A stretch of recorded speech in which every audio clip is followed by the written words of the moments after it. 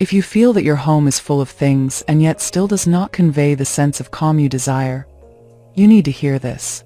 In Japan, there is a very different idea of elegance. True elegance is not about what you add to your home, but about what you have the courage to remove.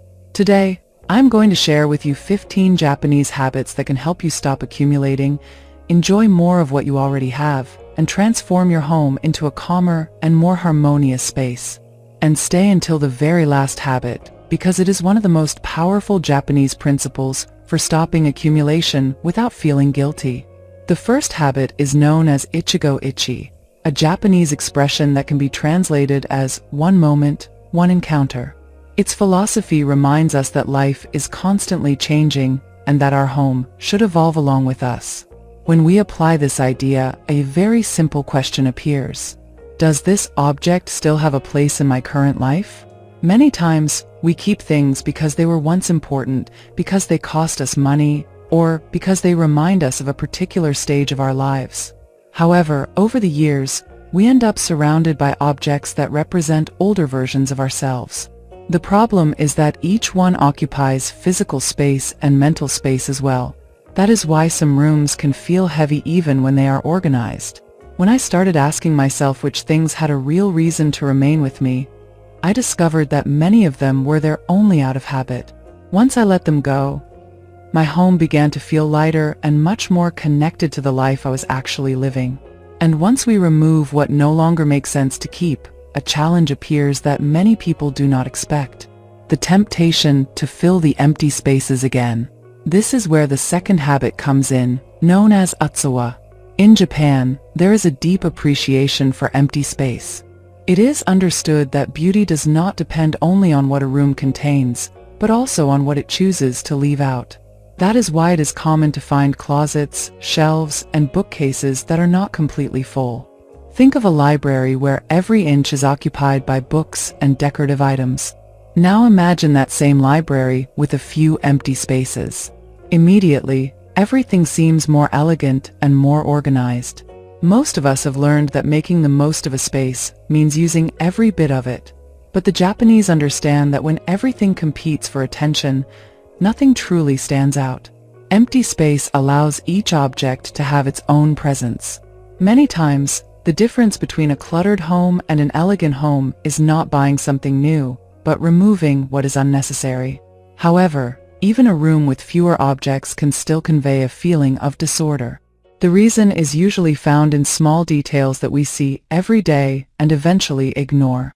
The third habit is inspired by a Japanese aesthetic known as yugen, a philosophy based on subtle beauty. When we think of an elegant home, we usually focus on furniture or decoration, but many times the real difference lies in what we do not see. Visible cables, chargers left on a table, scattered remote controls, or small functional objects create constant visual noise. Each element may seem insignificant on its own, but when they accumulate, they create a feeling of silent chaos. Japanese elegance seeks to reduce these distractions so that the eyes can rest. When you begin to carefully hide what adds no beauty, you discover that the space becomes calmer without the need to redecorate anything. It is a subtle change, but an astonishingly powerful one. And once we learn to remove what is unnecessary and reduce visual noise, an important question arises. How do we avoid accumulating again? The answer appears in the fourth Japanese habit, known as maitate arabu. It is the art of finding new possibilities in what we already own. We live in a culture that constantly pushes us to buy. If a room seems boring, we buy decorations. If a corner feels empty, we look for an object to fill it. The Japanese often adopt a different perspective. Before acquiring something new, they carefully observe what they already have. A forgotten basket can become a decorative element. An old tray can transform an ordinary table. A simple container can find a new purpose. What is interesting about this habit is that it does not only prevent accumulation, it also helps us develop creativity and gratitude. We begin to value what is already part of our lives and stop depending so much on new things to feel satisfied. And after learning to look at our belongings in a different way, we arrive at a habit that can change the feeling with which each of our days comes to an end. This fifth habit is known as curiai and could be described as the purity of completion. It consists of spending a few minutes before going to bed restoring order to a room. It is not about cleaning the entire house or making a great effort. The key lies in the gesture itself. It is a way of thanking the home for accompanying us throughout the day and preparing it for the next one. When we wake up in an organized space, we begin the morning with a very different feeling. There is less stress, less chaos, and more mental clarity. Over time, this small ritual has an enormous cumulative effect because it prevents everyday disorder from becoming a permanent burden. What seems like a simple action ends up transforming the relationship we have with our surroundings. And precisely when we stop seeing order as an obligation, we begin to understand one of the deepest teachings of Japanese culture regarding the care of the home. A teaching that can completely change the way we carry out our daily tasks. That teaching appears in the sixth habit, known as soji. In many Japanese temples, cleaning is not considered a simple household chore. It is considered a practice of mindfulness. The difference is important because it completely changes the attitude with which we perform this activity. Instead of cleaning in a hurry just to finish as quickly as possible, soji invites us to pay attention to what we are doing. Cleaning a table, a window, or a surface becomes an opportunity to be present. During those minutes, we stop thinking about worries, responsibilities, or problems and focus only on the task in front of us. What is interesting is that many homes that convey elegance do not stand out because they have more objects or because they are larger. They stand out because you can sense that someone cares for them. It shows in the details, in the clear surfaces, and in the overall feeling of harmony. Soji reminds us that a pleasant home is usually the result of small actions carried out with consistency and attention. But even when we learn to take better care of our homes, there is still a form of accumulation that is much more difficult to solve. An accumulation that does not occupy closets or drawers, but remains hidden within our emotions. That is why the seventh habit is one of the most important in this entire journey. It is known as mono no aware, a Japanese expression that speaks of sensitivity to impermanence. It reminds us that everything in life follows a cycle. The seasons change, people change, and we change as well. Yet many times we continue to keep objects that belong to a stage of life that has already ended. We keep gifts we no longer like, memories associated with difficult moments, or belongings connected to projects we abandoned years ago. The problem is not the object itself. The problem is that we find it difficult to accept that certain chapters of our lives have come to an end. The Japanese understand something deeply liberating. Letting go does not mean forgetting, nor does it mean diminishing the value of an experience. It means recognizing that something has fulfilled its purpose. A gift fulfilled its purpose when it was given with affection. A memory fulfilled its mission when it accompanied us through an important stage of life. It does not need to remain forever to continue having meaning. When we understand this idea, we stop accumulating the past and begin creating space for the present. And few things generate as much freedom as that. Once we learn to let go of what no longer belongs in our current lives, an interesting question emerges. How should we relate to the things we truly appreciate? The answer appears in the eighth habit, known as hibi no kurashi, a philosophy that could be translated as living everyday life fully. Many people save their best things for special occasions. They keep their beautiful dishes for guests, use their finest towels only at certain times, or reserve certain clothes for important events. Without realizing it, they spend years waiting for a perfect occasion that often never arrives. The Japanese have a different perspective.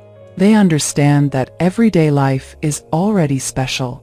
A peaceful breakfast, a quiet afternoon of rest, or a simple dinner are all part of the life we are living right now. When we begin using our best things every day, something curious happens. We start appreciating what we have more and feel less need to continue accumulating. We discover that we do not need to wait for a specific date to enjoy the things we value.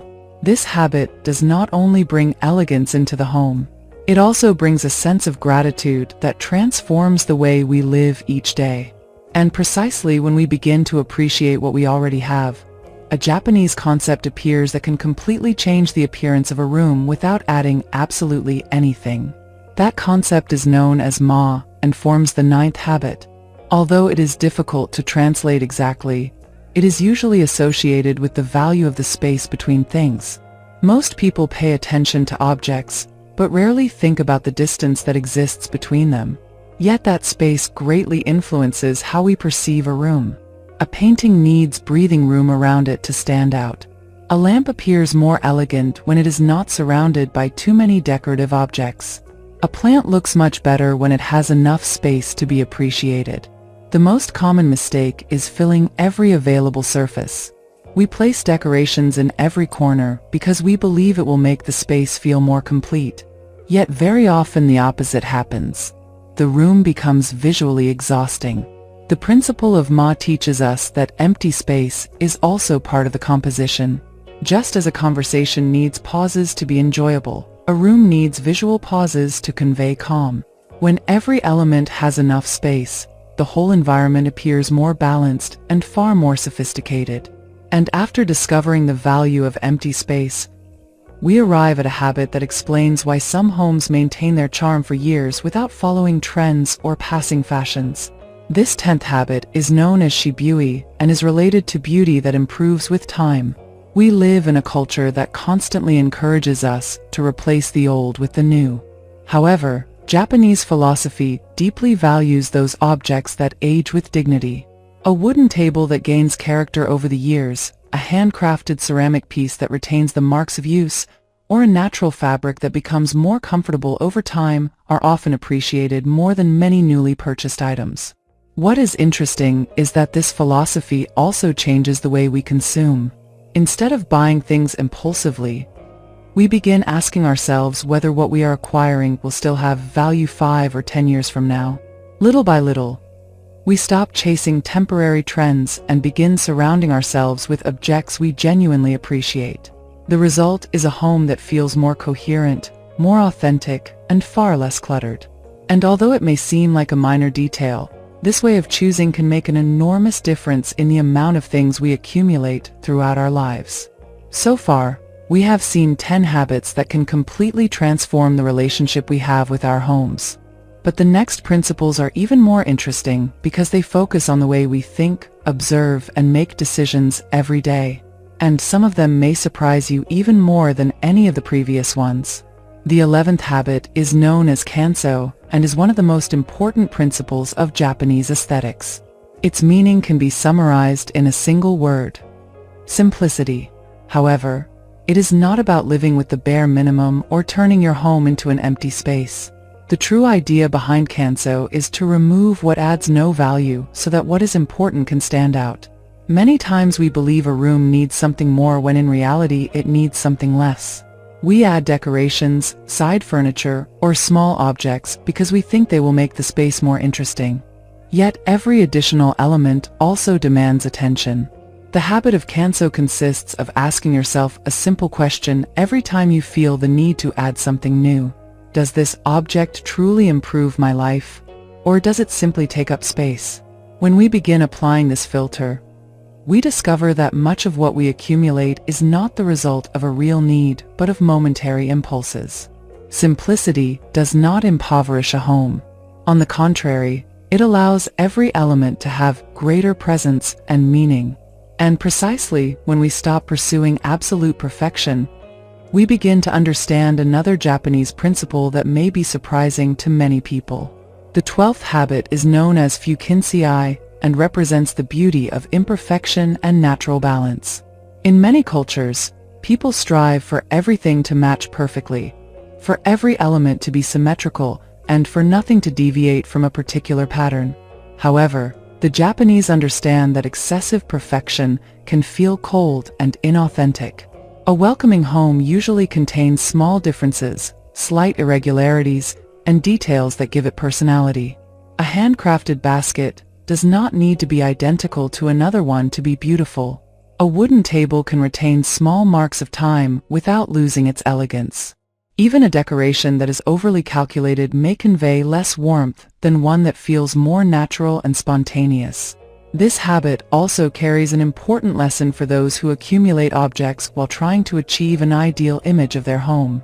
Many times we continue buying because we feel that something is still missing for the house to be perfect. Fukinsei reminds us that perfection is not the goal. The goal is to create a space that is authentic, comfortable, and aligned with our real lives. When we accept that idea, much of the pressure to keep accumulating things in order to reach an impossible standard disappears. But even when a home is simple, authentic, and harmonious, there is still one element that can make an enormous difference in our daily well-being. That element appears in the 13th habit, known as Saijiku. This concept is related to deep tranquility and the ability to find calm in the middle of everyday activity. In practice, it can be translated into something very simple: creating a corner free from distractions. A space where there are no excessive objects, no screens turned on, and no constant stimuli. It does not matter whether it is a chair beside a window, a small reading table, or a corner of the living room. What matters is that there is a place dedicated to mental rest. We live surrounded by information, sounds, and stimuli competing for our attention throughout the day. That is why it is so valuable to have a space that invites us to slow down. Many people discover that after creating such a corner, they begin using it far more than they imagined. It becomes a place to enjoy a quiet cup of coffee, read a few pages of a book, or simply sit for a few minutes without doing anything. And although it may seem like a small change, it can completely transform the way we experience our homes. However, even when we apply all these principles, there is a very common problem.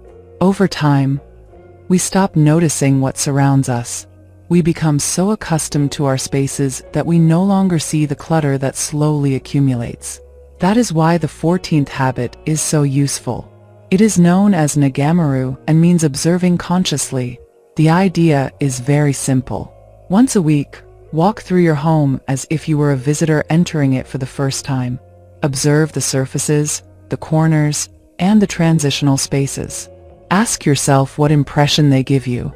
Very often, we discover objects that have been out of place for months, accumulations we had stopped noticing, or small details that affect the overall harmony of a room. What is interesting is that this habit does not require buying anything or reorganizing the entire house. It only requires observation. And when we learn to look at our homes with fresh eyes, it becomes much easier to identify what is unnecessary and appreciate what truly adds value. It is a simple practice, yet surprisingly effective at preventing clutter from gradually returning. And after exploring all these principles, we arrive at the final habit of this video, a Japanese concept that brings together much of what we have learned and can completely transform the way we relate to our belongings. This 15th habit is known as matanai. It is a difficult word to translate because it contains several ideas at once, but it can be understood as respect for the value of things.